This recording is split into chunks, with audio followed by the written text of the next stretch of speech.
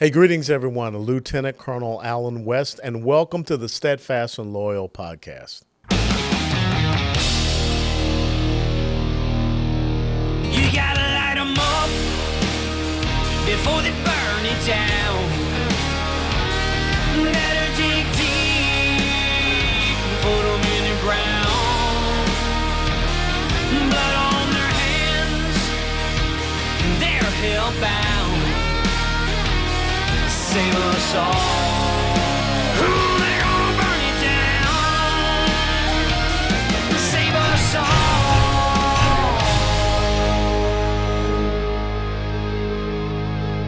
before they burn it down.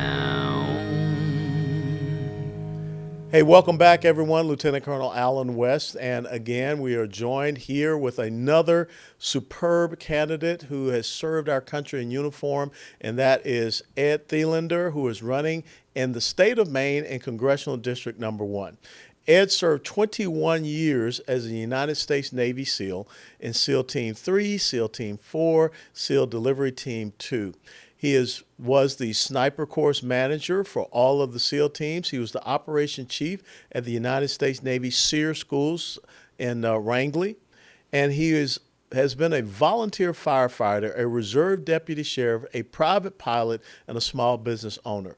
One of Ed's causes is called Swim with a Mission, has raised millions of dollars for veterans projects. He also volunteers with a not-for-profit called Stepping Stone Housing and Veteran Camps, Camp Kiev and Waivas. And the reason why I know Ed so well is that during the time as chairman of the Republican Party of Texas, back during the 2020 election cycle, Ed volunteered to be part of a personnel security detachment to make sure that as we were going out, the team stayed safe. So I just want to thank you, Ed, for joining us here on the Steadfast and Loyal podcast. How you doing? Anchors aweigh, sailor.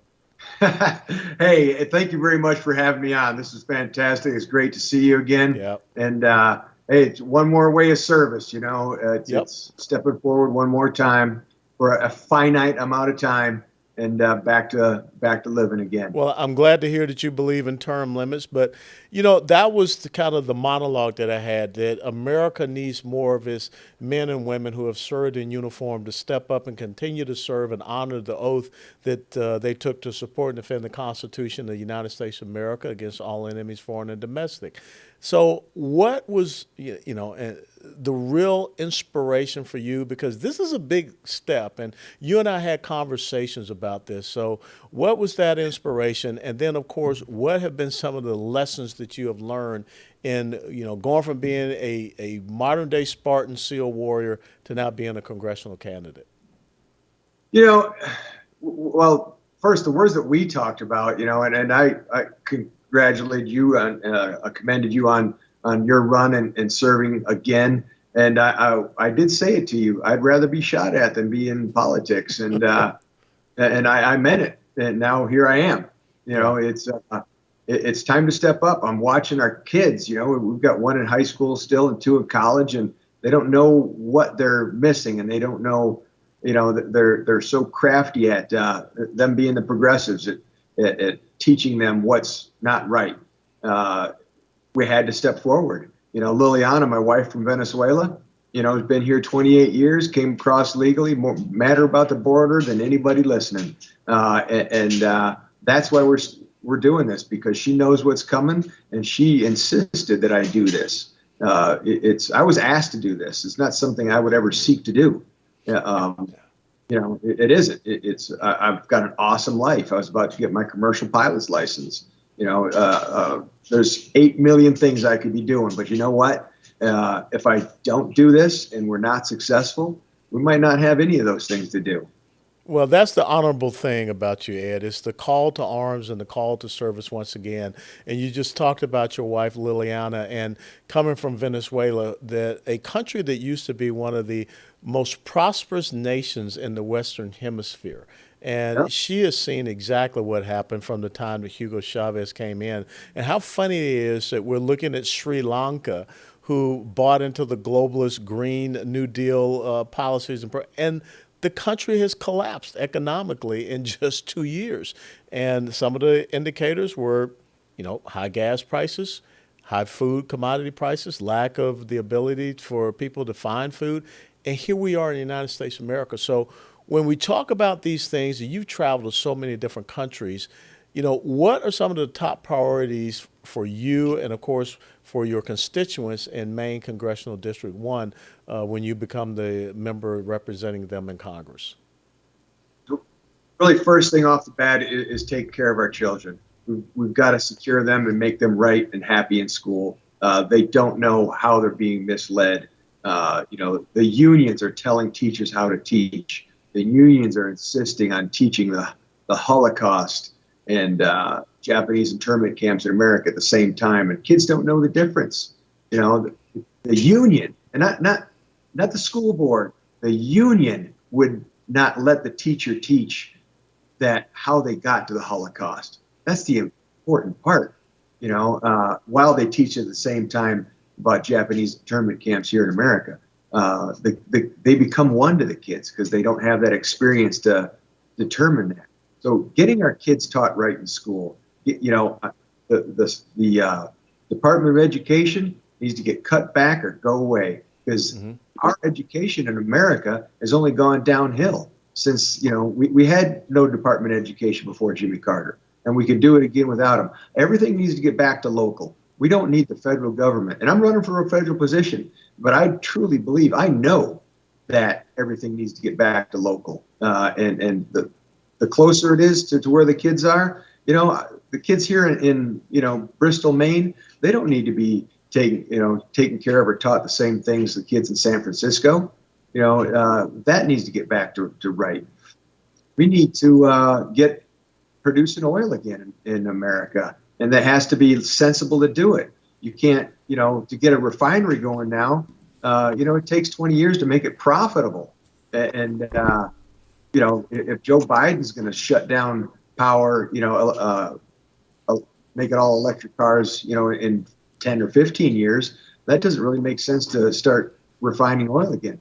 We've got, people don't know it because it's not talked about enough or at all. We have the Portland pipeline here, 600,000 barrel capacity a day. It got shut down 3 years ago because they flew somebody in, and I'm talking George Soros flew somebody in to shut it down. They made the person a resident, put him on the city council, and they shut down the Portland pipeline. I mean, the Keystone pipeline was only going to be able to do 680,000 barrels a day, and that was going to the Gulf of Mexico. This was going to the closest port in Europe. I mean, think of what that could do right now. It was normally we would ship oil up to Montreal to get refined, but it could be reversed and send oil down this way.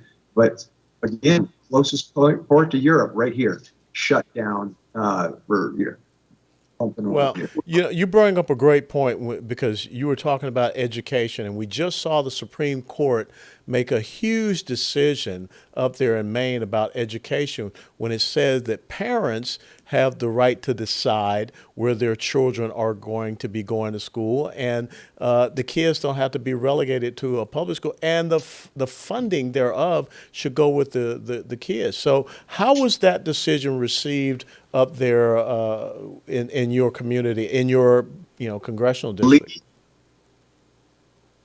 You better believe there is resistance right now, because we don't control the state house or senate either right now, or the governorship.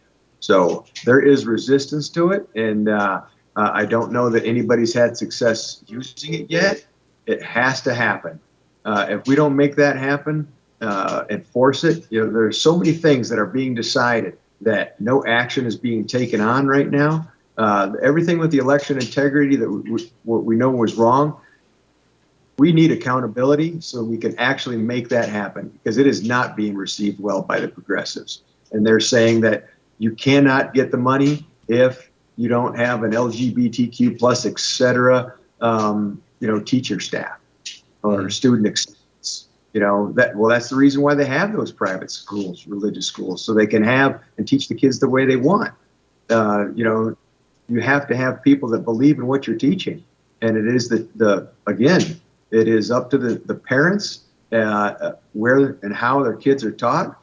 And if they don't have that choice, then the money has to follow those students.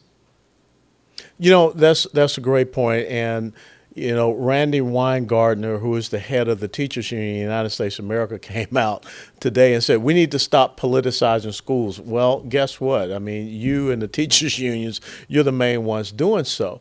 And so let's shift and talk about another thing that's being politicized, I feel, in the United States of America, and that's our military.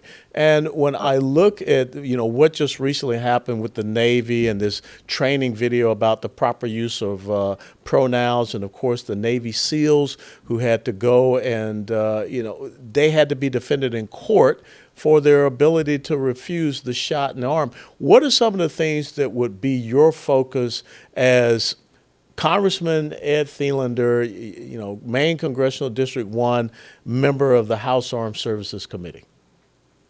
Hey, the military is not a social experiment. That's first and foremost. We don't need to talk about pronouns and things. It's sir, ma'am, sergeant, sailor. We're good. Let the people get ready for battle. Let them get ready to take care of people in times of need. But that is not our focus. Is gender anything? It doesn't have its place there. The shot. Holy smokes! You're talking about some awesome, great shaped folks in the SEAL teams that are forced to get out because they were mandated to get a shot they didn't need. Folks are not doing well because of that shot that are, they get the myocarditis. They had one, not SEAL, but student in SEAL training die. Healthy individual. It was post-Hell Week and another go to the hospital.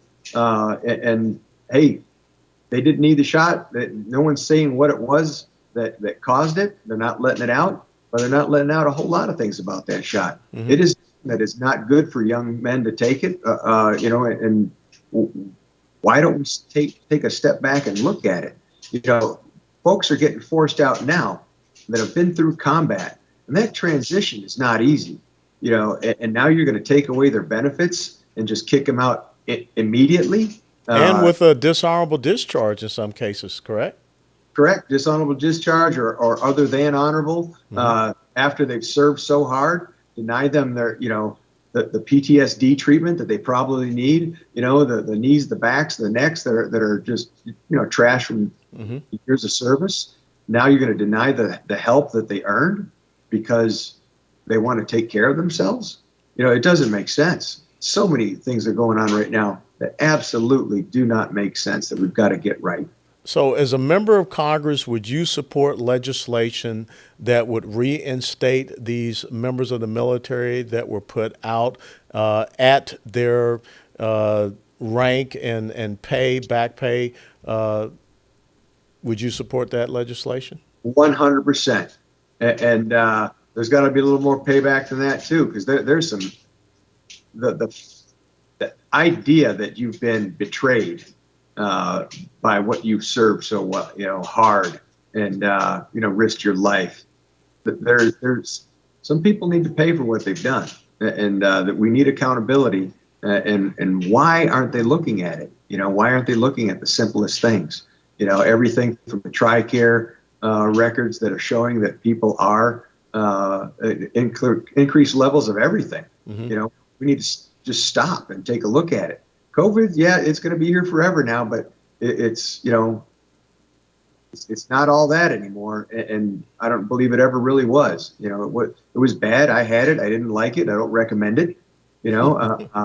But hey, I'm good now, and hope I don't get it again. I probably won't because I had it and I'm not vaccinated. Vaccinated folks are getting it, and look at Dr. Fauci.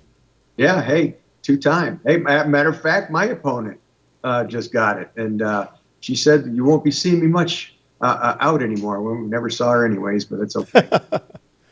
Last question, and if you're sitting there in the Armed Services Committee, and you have the Chief of Naval Operations and the Secretary of the Navy before you, what question would you ask them? Why are we making our military an experiment, and why aren't we focusing solely on getting ready for war and defending this country? It's a simple question. Why would we concentrate on these other things of social engineering and not taking care of our people? You know, Yeah. Yeah, I find it insidious. yeah, I find it insidious that this cultural Marxism has crept into the United States military, and it is saying that you, Ed Thelander, because of your skin pigmentation, you're an oppressor, and me, because of my skin pigmentation, I'm oppressed. And how can you build a cohesive fighting force if you're pitting members of the military against yeah. each other? Hey, I taught it. You know, at Sears School, we actually taught how to defend against what they're doing to us right now. It's, you know, in the Korean War, there were 14 Americans that did not want to return from captivity in North Korea because they were taught that America bad. And so in the SEER training, which is there's a captivity phase to it, prisoner of war, and we pit them each other because with race, with gender, with rank, economic background. You find something, a difference in them, and we would introduce it, split them, and try and get them to fight, you know, against each other. And they were taught to resist that. Now they're doing it to us, and I don't know how many different ways. Yeah. I mean, find another. We have to go respect that and take a time out for that. I mean, literally, I taught it on a military scale exactly how to resist what is happening right now. And that is why it's so appalling to me. Yeah, amazing. So, Ed, where can people follow you and your campaign? What's your website for everyone out there? Because I'm sure there's a lot of people that would love to support my dear friend Ed Thelander, United States Navy SEAL. Yeah, ThelanderForCongress.com. It's TheLander for Congress.com, all spelled out. Well, I appreciate you. And when I think about, you know, we establishing the Guardian Fund a decade ago, you're the reason why. So go out there and get them, okay? Hey, thank you very much. I appreciate your time, and thank you very much for having me on. Truly, you were and will always be an inspiration for me. Well, you're very kind. Thank you so much. Hoo-yah. Oh, yeah. All right. Take care, Ed. Thank you so much for tuning in to this episode of the Steadfast and Loyal podcast. Again, if you like this podcast, please share it with others and hit that like button, because the whole purpose here is to better inform, better educate, and better activate you. So I want to send out an appreciation to my dear friend and former United States Navy SEAL, Ed Thelander, and good luck to you, Ed, up there in Maine Congressional District number 1.